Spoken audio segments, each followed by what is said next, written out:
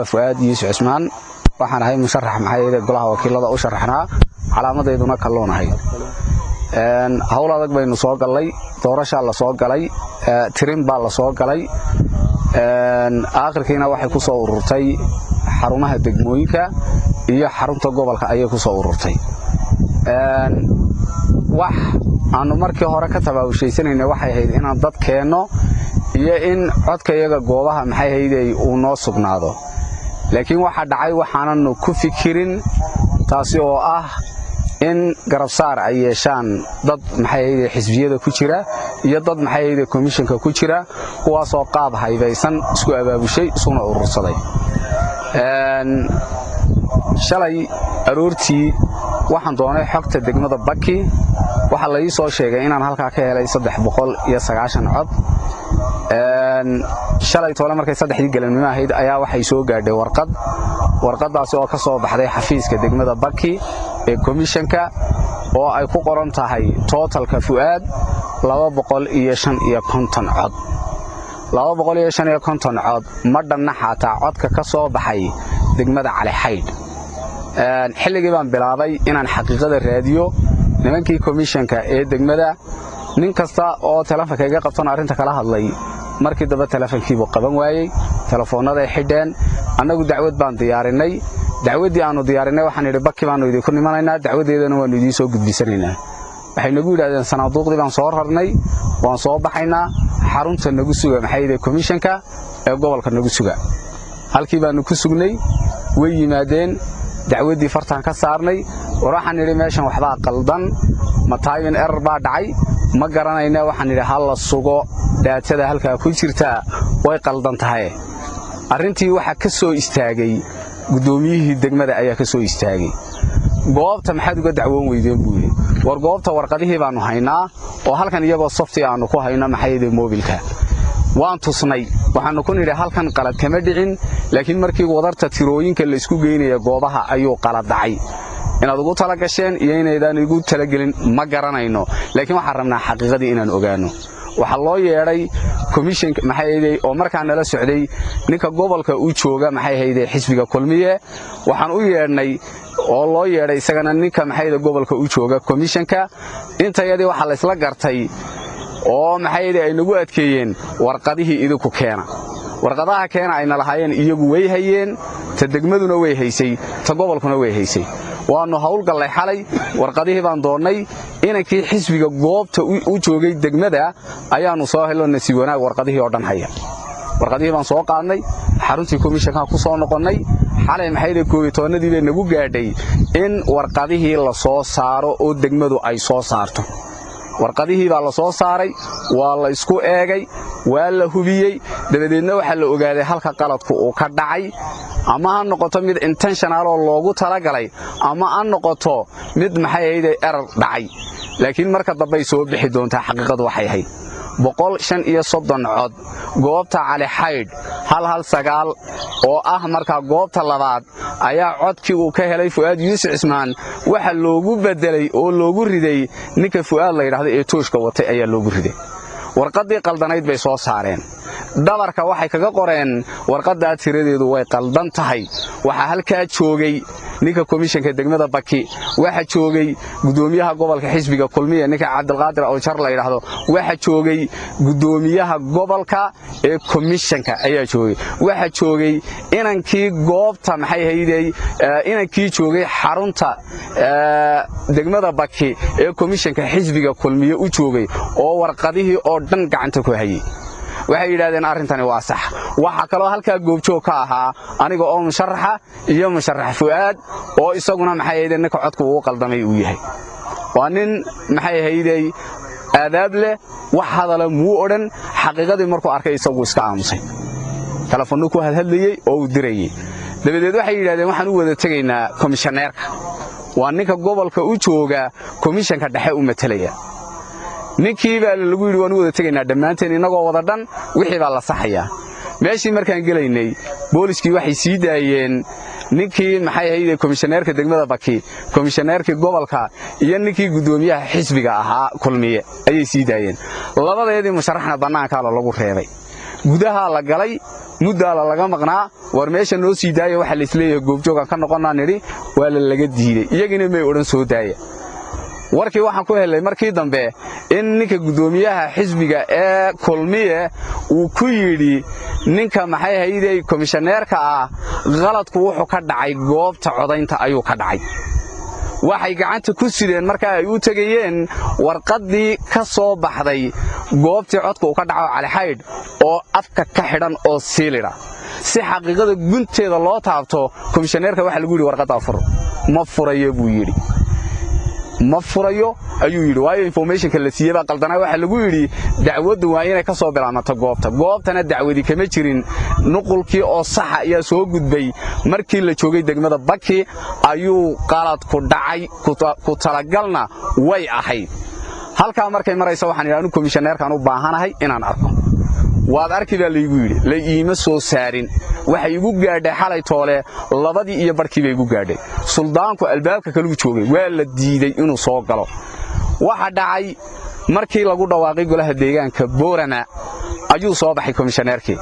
waan u tagay waxaan ku yiri dacwad ku soo gaadhay musharaxa iska leebaan ahaan ku yiri dacwada wuxuu yiri aniga dacwadii ma soo gaadhin Cali Xaydh warkeedu muuna ku soo gaadhin Baki in xogta ay qaldan tahay maanay ku soo gaadhin markaasuu yiri ima soo gaadhin nimankii gudoomiyihii maxay ahayd gobolka ee komishanka ku yiri war waxaad sheegayseen muxuu ahaa hadalkii markaan bilownay buu haddana kala hadlay ninkii komishaneerka wuxuu yiri adeer dacwadaada maxkamad geyso aniga iyo adigu ma wada hadli karno wax inaga dhaxeeya ma jirto waxaan ku yiri maxkamad waxa la tagaa marka codka lagu dhawaaqo ayaa maxkamad la tagaa sanaaduuqdiina waad haysataa wali may soo gaadhin xarunta dhexe way soo socdaan sanaaduuqdii horay u dhacday degmada qasbay ka dhacday fuaad cod u lahaaba aniga igu dhacay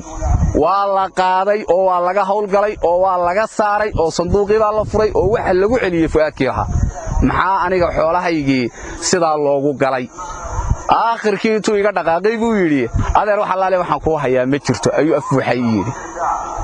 waxaan isla soo gaarnay waranu komishan waa ka shaqayn jiray sharcigana waana qaanaa halkaasuu igaga dhaqaaqay xilli dambe ahayd waqti saxaafad la qabta ma ahayn laakiin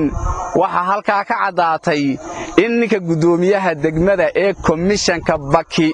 iyo ninka maxay hayday u jooga xisbiga kulmiye gobolka Awdal u jooga inay arintan qayb ka ahaayeen inay ka wada shaqaynayeen inay arintaasi ka wada socdeen saaka hawlgal kalaan galay hawlgalkiina waa la loo hoosaasiyo waxa si degdeg ah loogu dhawaaqay natiijadii hordhac ahayd baa lagu dhawaaqay anigu waxaan markaa halkan ka cadaynayaa inaanan ku qancin wixii komishanku oo halkaa kaga dhawaaqay arintaydana waxaan u gudbinayaa maxkamad mana aha Cali Xaydh oo kaliya dacwadaydu imaka waxaan rabaa sanduuq kasta oo gobolka Awdal cod ka soo baxay waa in la ii hubiyo oo la ii jeegareeyo guddi dhexe oo aan ahayn guddiga halkan oo aanu ku jirin komishaneerka halkan ku qoran oo aanu ku jirin gudoomiyaha gobolka komishanka halkan oo aanu ku jirin gudoomiyaasha degmadu aanay ku jirin arinta waa in loo saaro xuquuq dad baa la lumiyay xuquuq musharax baa la lumiyay ilaahay baa ogaa dadka reer Cali Xaydh markaynu tusaale u soo qaadano dhulka aan ka soo gurnayno ka keenay codkeediina nin baa la siiyay nin aan lahayn baa la siiyay nin aan deegaan ahayn baa la siiyay taasina tu Somaliland ay ku wada joogayso ku soconayso ma aha haddii dadkii dhexdaha ay xoolaha gacanta ku hayay intay is urursadaan isreereystaan isqabiyaaladeeyaan dadka kalena xoolahooda ay dhacaan de wixii sharci darro lagu samcida sharciga gacanta ku haysta haday sharci darro ku dhaqanto anigu maxaan markaa sharci ku ilaalinayaa waxa halka ka soo baxay anagu waanu taatufaynay waxaanu raali ka nahay ma aha sanduuq kastana waxa Lughayana waxa la sheegayaa in qayb loo galiyo deegaanka ma aha degmada Lughaya deegaanka ma aha degmada Lughaya deegaanka ma aha area-da Cali Xaydh waxa weeye ninkaasi degmada Lughaya wuxuu ka helay 300 iyo 56 cod oo uu xaq u leeyahay maantana waxa la siiyay 491 cod ayaa la siiyay waxa loogu daray 135 cod oo ka timiday degmada Cali Xaydh ka timiday waa inta aan anagu ognahay waa inta aan cadaynteedii hayno waa inta dadkii dacwadda aan u gudbinay ay nala og yihiin warqadihii cadayntii wixii oo dhan ay hayaan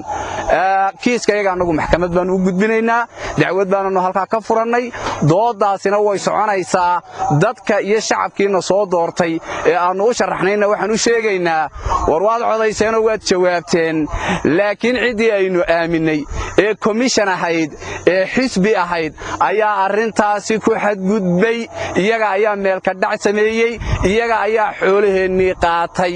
waad maasatay kalluunku ruqi waxa ka soo baxday 8 cod uu leeyahay kalluunku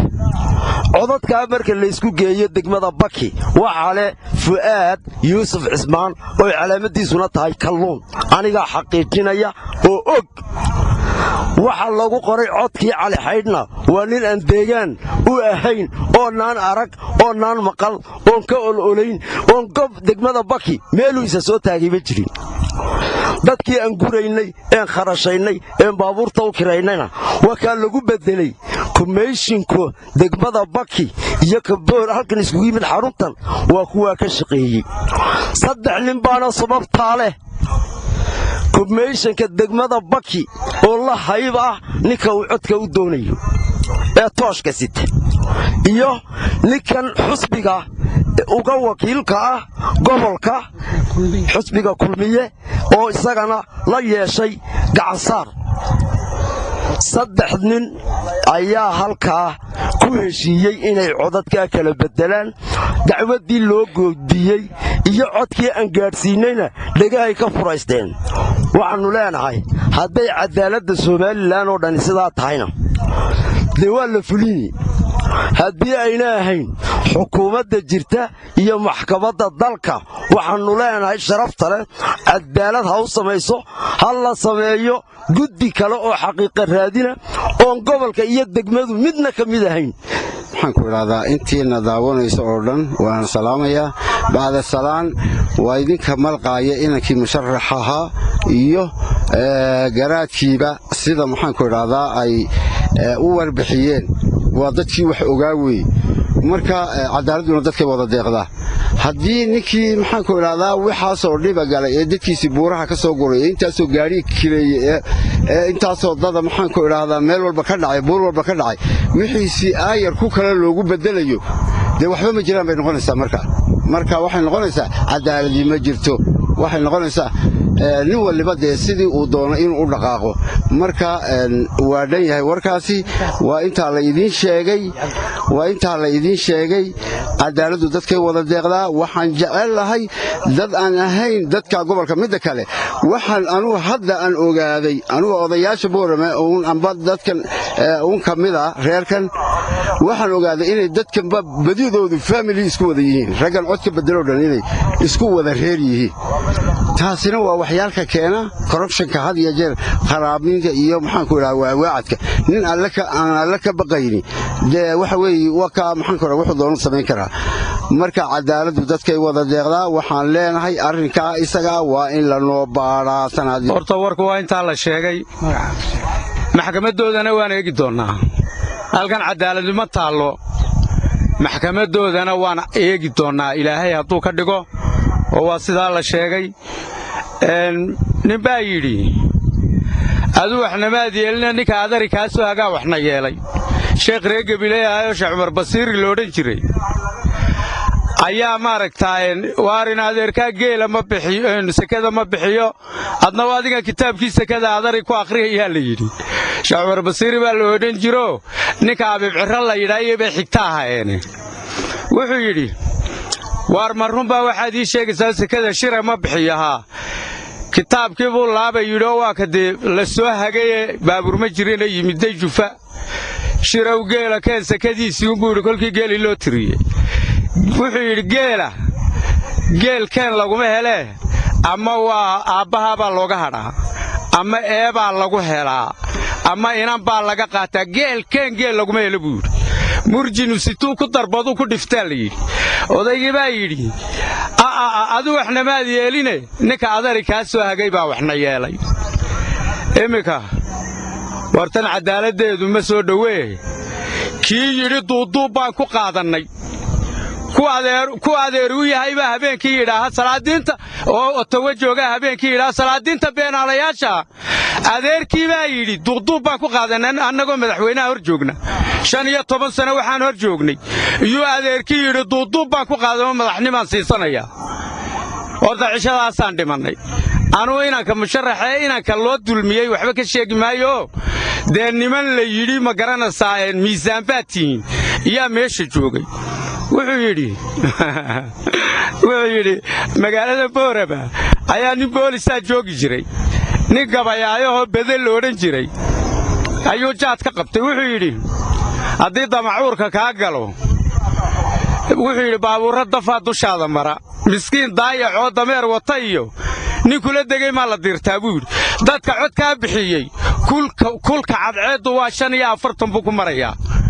maalin oo dhan bay sidaa u joogeen ninka codkooga ka dulmiyey ninkii dhuuntaa lagu dhiftay booliska horta ninka codkooga ka dulmiyey dhuuntaa lagu dhifan doonaa taa horta iyada ogaada ninka halkan loo soo diray waa qurbajoog baa la yidhi dee halkan buu haddana u soo shaqo tegay halkan geedaan sogsogtaa waad garanaysaa markaa nin soo shaqo tegay waad garanaysaa warba uu guri xalay markii lagu heshiiyey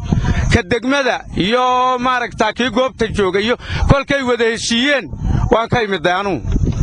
fasaxaan idhi way niga heshiiyey kii loo geeyey muxuu ogaayay hargeysa ka yimid duunbaa waraaqii daadiyey oo ma doonaya yidhi dee waa la garanayaa nin soo shaqo tegey waxaan leeyahay war wax kala geli mayne bal maxkamadoodana aan eegno salaamu calaykum waraxmatullahi waan teganaa maxkamadda wixii qoraala iyo wixii wara iyo wixii cadaynaba waa lala tegayaa maxkamadoodana aan ka quudsanaa ma kaa ha raacdo ama